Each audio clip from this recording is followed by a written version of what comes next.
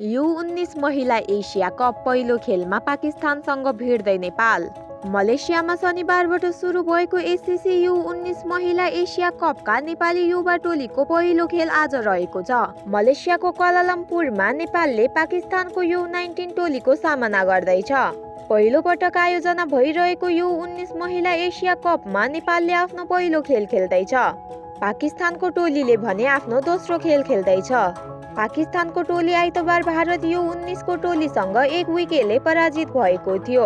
पहिलो पटक आयोजना भइरहेको एसिया कपमा नेपालले दोस्रो खेलमा भारतसँग पुस 2 गते डिसेम्बर 17 प्रतिस्पर्धा गर्नेछ।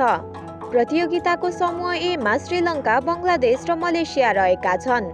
एसियाबाट U19 महिला विश्वकपमा छनौट भएकाले नेपालले एसिया कपमा मौका पाएको हो। U19 महिला विश्वकप आगामी वर्षको जनवरीमा मलेसियामा नै आयोजना हुँदैछ।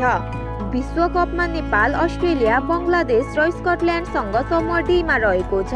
नेपाली टोलीबाट सोनी पाखरिन, किरण कुमारी कुवर, कृष्मा गुरुङ, साना प्रवीण, स्नेहा महरा, सावित्रा धामी, तृष्णा विक, रिया शर्मा, अलिशा कुमारी यादव, पूजा माहोता, कुसुम गोदार, सिमाना केसी, ज्योतिका मरासिनी, रचना चौधरी र अनु करायत खेल्दैछन्।